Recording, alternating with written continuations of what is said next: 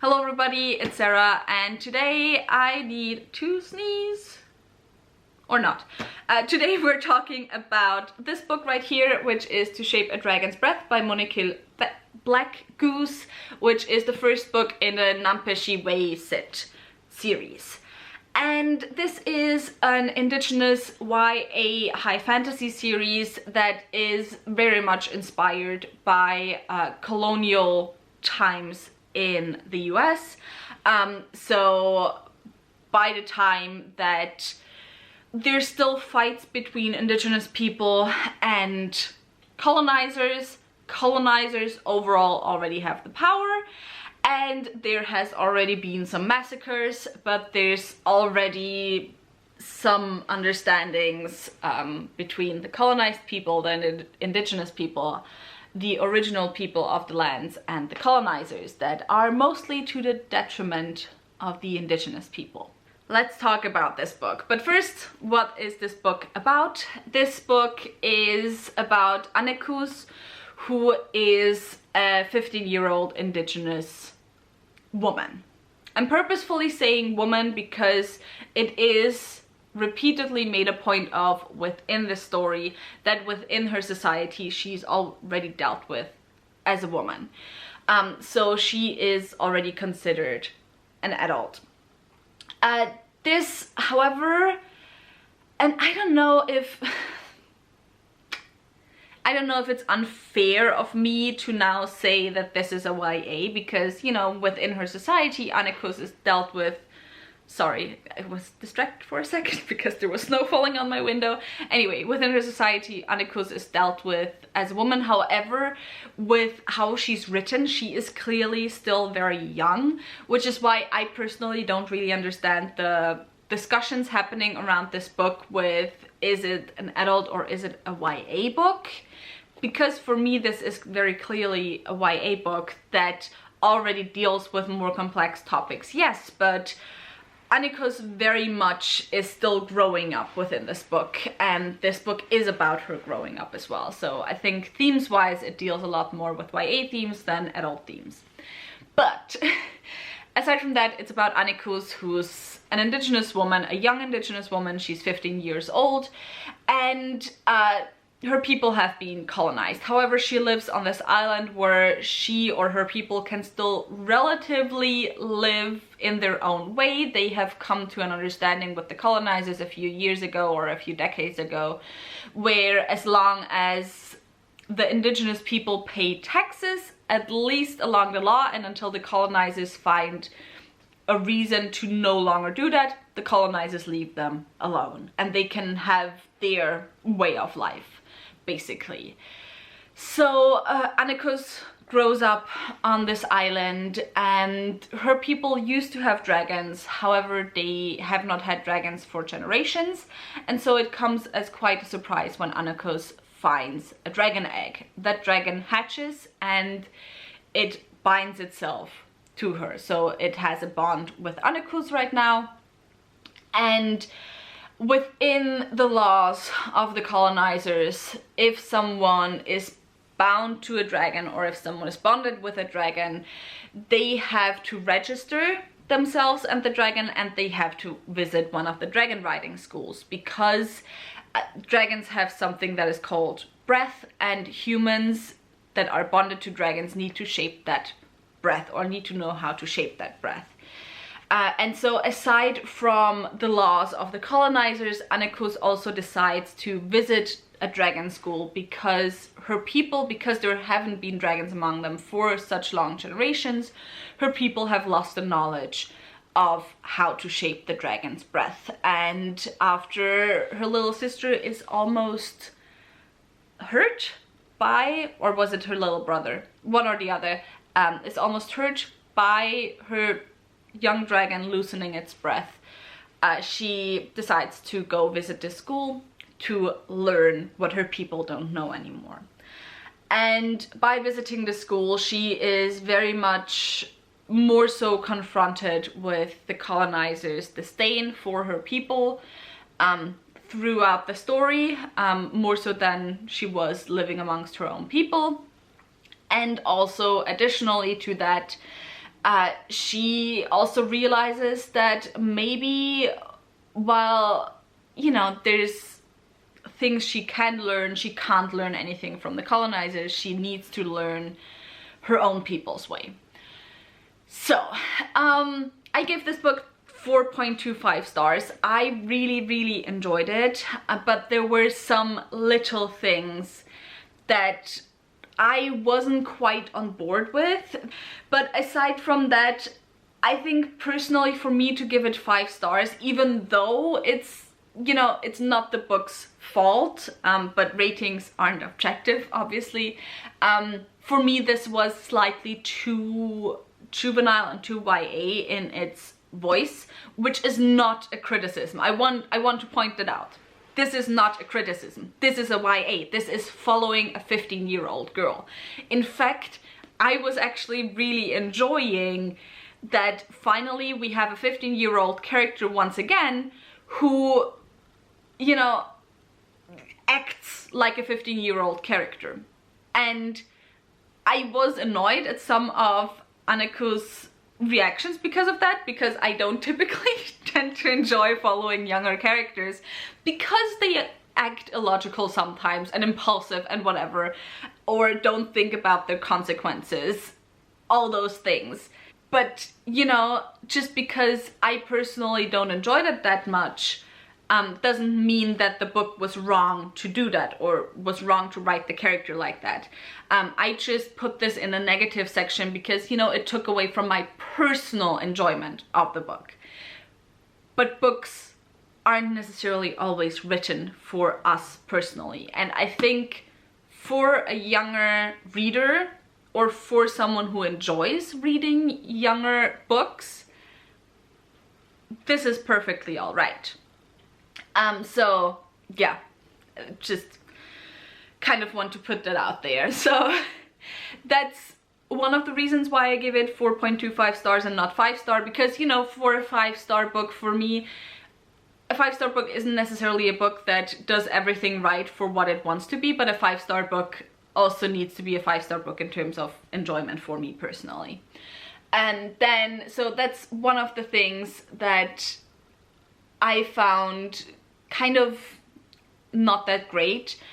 And the other thing was, there were 2 things with the actions of Aneko's that just don't make that much sense to me, or that for me personally weren't put in context enough within the book. If that was what the book was going for, it didn't come across like that for me.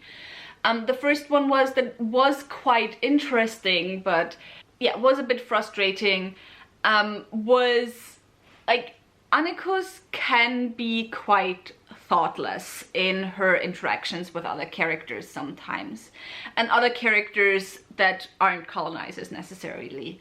There's this maid that she has a friendship with that's maybe gonna be developing into more in future books, and she refuses to understand why this character doesn't want to cross certain boundaries, because it would be detrimental to her place at this school, because she's a thrall and she has to work there to kind of gain her freedom, basically.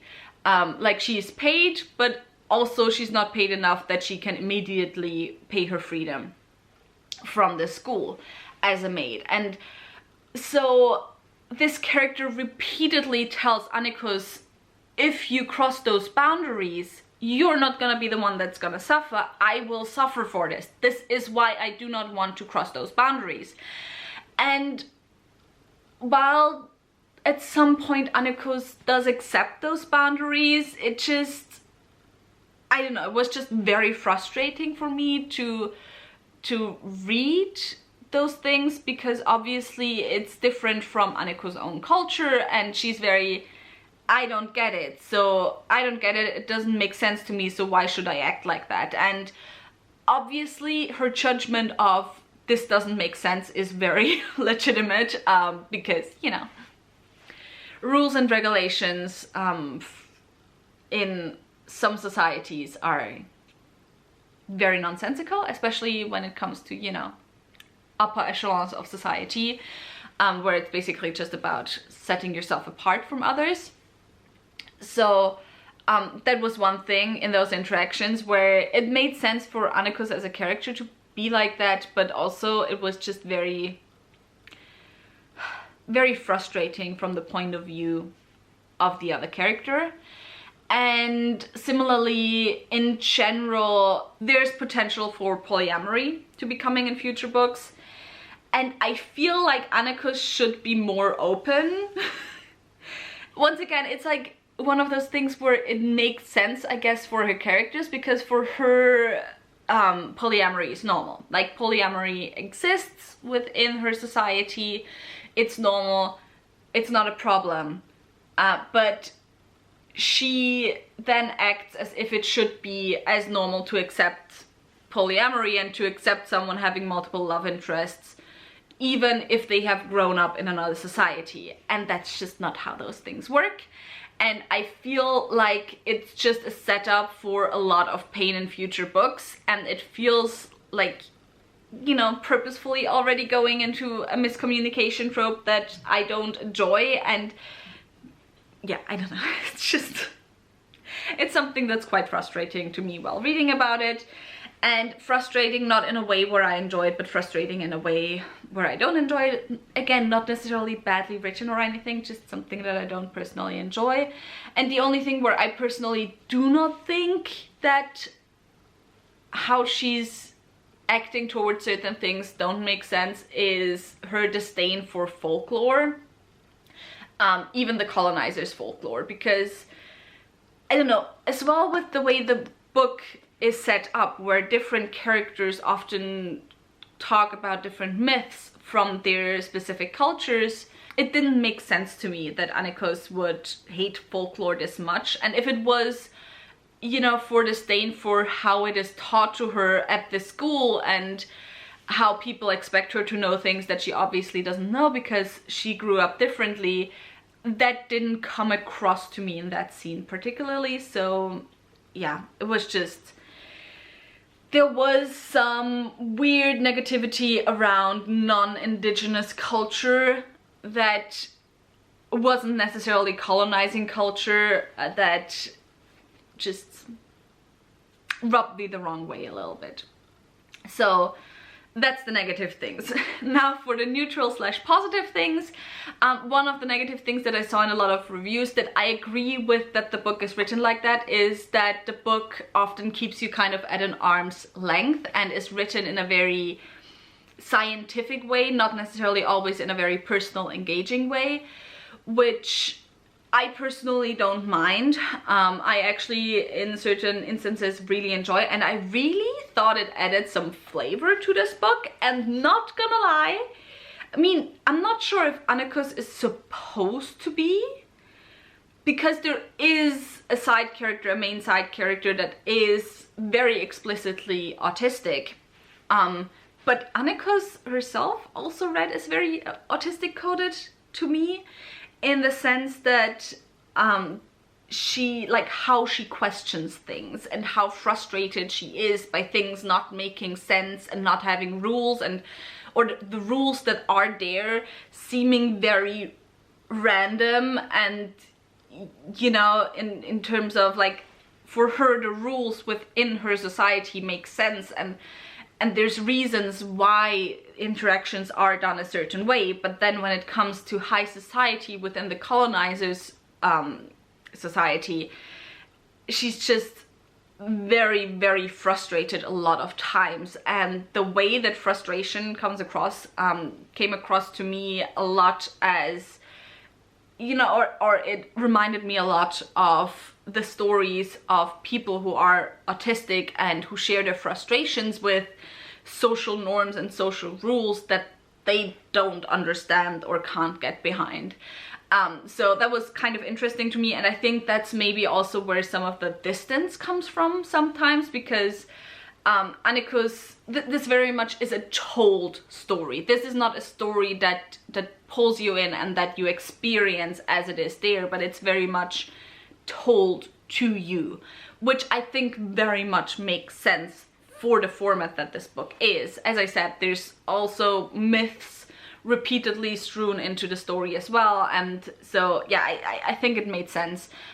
But also be aware that that's the way the story is written before you go in, just so you're not, you know, disappointed. So now as for the purely positive stuff, I pretty much enjoyed almost everything about this book. I especially love the world building and the nuances and just how the dissemination of knowledge is a tool for colonization. It's almost a bit of a YA version of Babel, except not really. Like this, now that I'm thinking about it, this is almost dark academia, right? It's like there's so much commentary on that, on, you know, the differences between knowledge systems and the struggle of an indigenous person who, because of colonization, has lost the access to the knowledge of their ancestors, has to go to the colonizers to petition to be allowed to be shared that knowledge. And the thing that I think is done really well is because obviously this way of disseminating knowledge often was then used to divorce indigenous people and colonized people even more from their previous culture and, you know, knowledge and ancestors and whatever.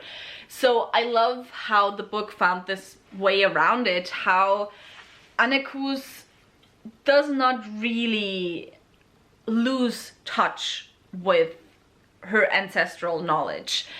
So I don't know, like, I really enjoyed that part of it, not gonna lie. It's incredibly frustrating. It's incredibly frustrating to read because she is constantly confronted with those people that think that she is primitive and that her people are barbarians and that her people have no knowledge and that her people have no culture, and constantly confronted with people, even the sympathetic people, who do not understand why she's not thankful for this opportunity that she has been given. Why, like, they expect of her to come to the school and instantly be so in awe of the cultural, like this cultured society that the colonizers have, and that she will instantly forget about her family and her people back home, and they are so frustrated with her why she doesn't do this.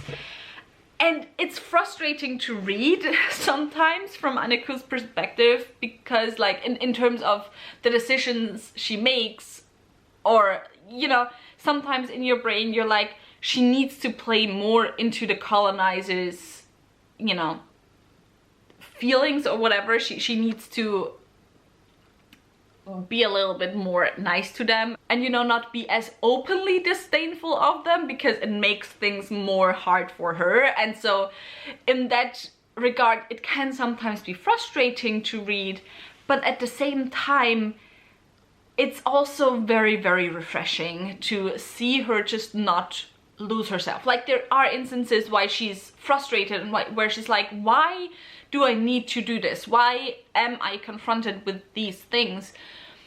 But at the same time it's also very refreshing, because, you know, you don't see characters a lot that just don't give a fuck until the end of the book. It is also frustrating because her not giving a fuck this much and not being kind of savvy enough in how to navigate colonizing society does lead to very, very serious consequences at certain points in the book, which I think it's important that those consequences are there. I think it's part of what makes the book so great, but it's still very frustrating to read, and you feel for Annekus. And it's kind of where this thing comes in, that it's very obvious that she's young. So, you know, she does not think about the consequences often enough, but then she shouldn't have to. But she kind of does, and it's this back and forth that is frustrating in a good way, because it just makes you very angry. And it's this really interesting thing, because in terms of a story, at certain points you read the colonizers and you read about the white people and you think they are so cartoonishly villainous and they are so cartoonishly, you are a barbarian and you're terrible and whatever, and oh my god, roll my eyes, whatever. And then, you know, if this wasn't a decolonial book, I would be like, this is not a well-written book. But it is a decolonial book. And I have read accounts from colonizers. And I know that what's happening in here doesn't even scratch the top of it. And so yes, you do have sympathetic characters, whom, by the way, I love. I love forgot what she's called, but the teacher. But she's also still a colonizer. She's also still terrible in how she interacts with Annikus a lot of the time. So yeah, anyway. The characters that I enjoyed the most in this book are probably, was it called Theo or someone, like the other indigenous boy at the school. I loved him, and like his scenes were the ones that got me to cry in this book. He is, like, everything is told in first person from Annikus' perspective, but you know, there's some chapters that focus more on his story, and those chapters made me cry. He is kind of like Annikus in the way that he's the only other indigenous student at this school. However, he has grown up among the colonizers and he has very much been indoctrinated, I guess, you can say, by the colonizers. And so his confrontations with Annikus are incredibly important to the story, to have like two different perspectives of those indigenous lives, where one, Annikus compared to, I think his name was Theo, I'm not 100% sure anymore, it started with TH, but yeah, you have those different perspectives. Annikus, compared to Theo, very much was privileged and grew up as a privileged indigenous person. She does have the connection to her culture, she does have a family who loves her, and Theo never had that. And like the confrontations between the two of them, once again, it's like, this book does bring a lot of frustrations out, because, you know, obviously those situations are frustrating, and frustrating actually isn't a strong enough word, but you get what I mean.